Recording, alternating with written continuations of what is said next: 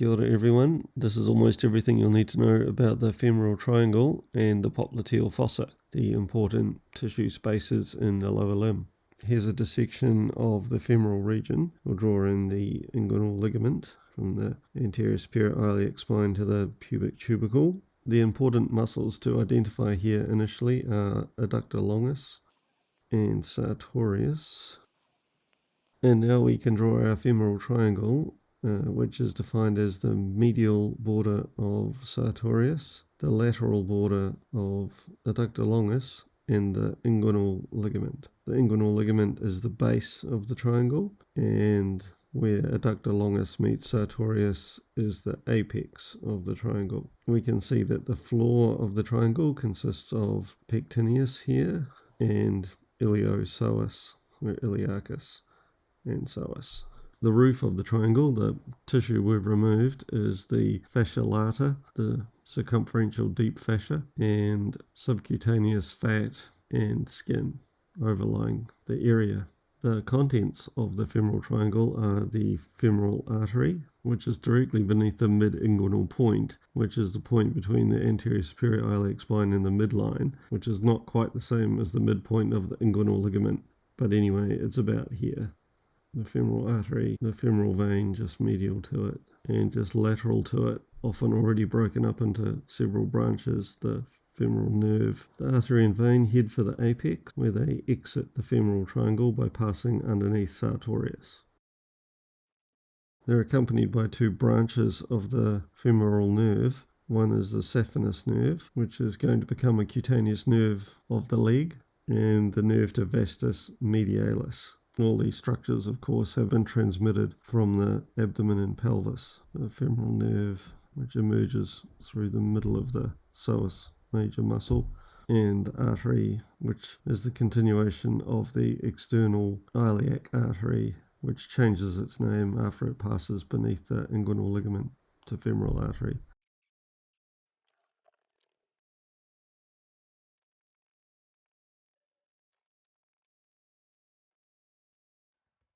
The vessels and the two branches of the femoral nerve named continue in the subsartorial or adductor canal beneath sartorius, initially running on top of adductor longus, and then as they progress down the thigh and adductor longus gives way to adductor magnus, which we'll look at now.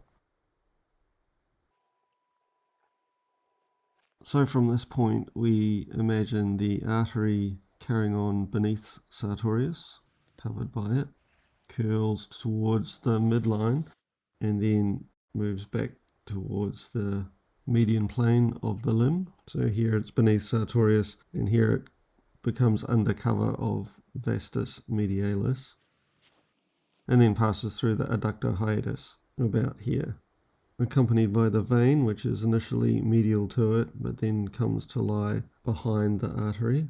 The nerve to vastus medialis is given off to vastus medialis, let's say here. The saphenous nerve carries on with the artery and vein till it reaches the most medial point of the adductor canal and then escapes to become subcutaneous at about the point where gracilis meets sartorius near the pes anserinus, and is the cutaneous nerve or skin of the medial side of the leg. If we remove sartorius and vastus medialis, which is this guy, we can see the structures on which the artery and vein run. So initially adductor longus here, and then adductor magnus. This is the hamstring part. And if we look carefully, we can see the adductor hiatus here. This muscle, which we can see through the adductor hiatus, is semimembranosus. So the artery initially running in the floor of the femoral triangle over iliopsoas, then pectineus, over adductor longus, then adductor magnus, through the adductor hiatus, changing its name to popliteal artery, and onto the popliteal fossa behind the femur. The vein initially medial and then becoming deep to the artery. and those two nerves. We'll put the muscles back. At this level, the artery and vein are side by side, covered by sartorius, lying on adductor longus, with vastus medialis laterally in the subsartorial canal. We'll put gracilis over here. More distally, adductor longus has given way to adductor magnus just before the adductor hiatus. Sartorius is more medial. The artery and vein are aligned more vertically, and vastus medialis is providing more superior protection. Therefore, as the artery and vein enter the popliteal fossa, the artery will be relatively more anterior and the vein will be more posterior. And when we turn things around to look into the popliteal fossa from the posterior perspective, we'll find that arrangement that the artery is more anterior or deeper as we look in the popliteal fossa, the vein more superficial, and they'll be joined by the sciatic nerve even more posteriorly, which means that the tibial division, which continues into the popliteal fossa, will be the most superficial structure in the fossa. So we'll look at that now. This is another superficial dissection, this time the back of the thigh. We can see, just for orientation, gluteus maximus here feeding into the iliotibial tract. So this is lateral, this is medial. The long, slender gracilis muscle here. The three hamstrings, semimembranosus, semitendinosus, and biceps femoris. This most lateral muscle is vastus lateralis.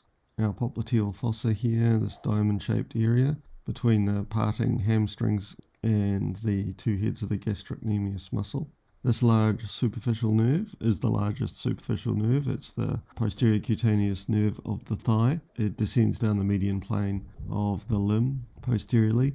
It does pass above the popliteal fossa in the superficial tissues, so it's within the roof of the popliteal fossa, and again its inferior cluneal branches. If we remove the posterior femoral cutaneous nerve, we can see that there are still nerves related to the popliteal fossa, and this time they are within the fossa. This is the tibial nerve, whose fibers are the anterior divisions of the sciatic nerve, and this is the common fibular nerve, whose fibers are the posterior divisions of the sciatic nerve, which descended from the gluteal region under cover of the hamstrings. We'll remove semitendinosus and biceps femoris, so semimembranosus is still here, but we can adequately see the sciatic nerve descending towards the popliteal fossa and then dividing into its two divisions. These were the branches to the hamstring muscles, and we can confirm that the sciatic nerve is lying upon the main adductor part of adductor magnus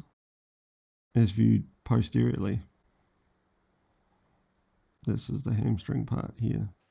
So taking a closer look now at the popliteal fossa itself. As it appears here, undisturbed, the popliteal fossa, this diamond-shaped space, appears quite narrow, but it is legitimate to retract the margins of the space, which I can't do, or remove the muscles, which I can, to reveal what lies beneath, which is the full extent of the popliteal fossa.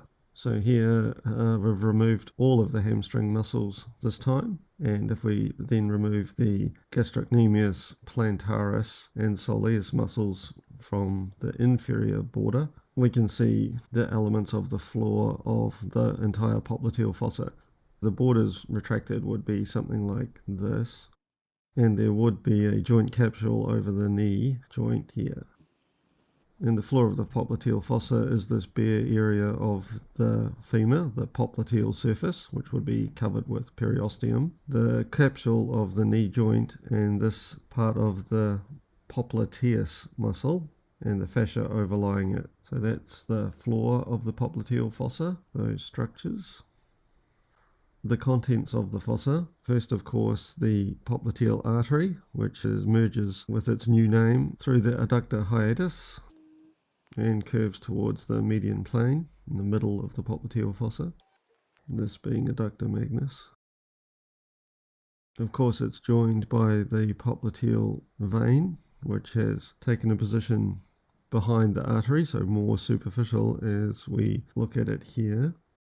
And finally the sciatic nerve, which has descended on the other side of adductor magnus, the more posterior side, but again more superficial as we view it here, and branches just at the top of the popliteal fossa into its two divisions. The anterior division, which is the tibial nerve, carries on vertically through the fossa, and the common fibular division follows the border of biceps femoris laterally and heads towards the head and neck of the fibula, where it will divide into its two main branches.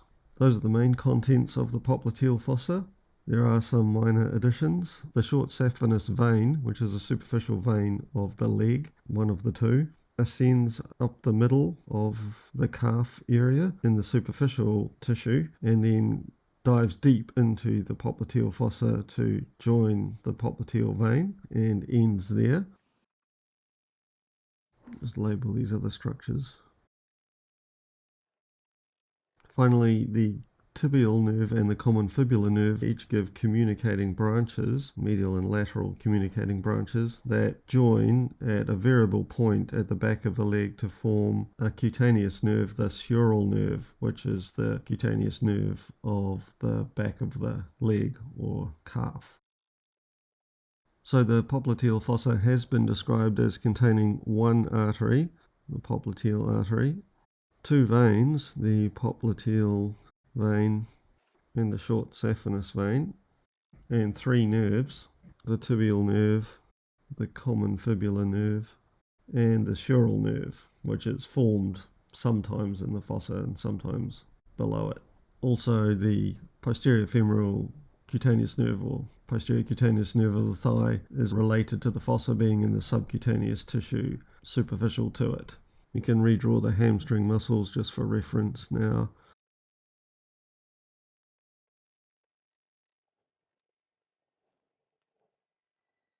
Much clearer. That's almost all you need to know about the tissue spaces of the lower limb, the femoral triangle and the popliteal fossa joined essentially by the adductor or subsartorial canal. Hope you found that useful. Next time we'll talk about the muscular compartments of the leg. Until then, ka kite.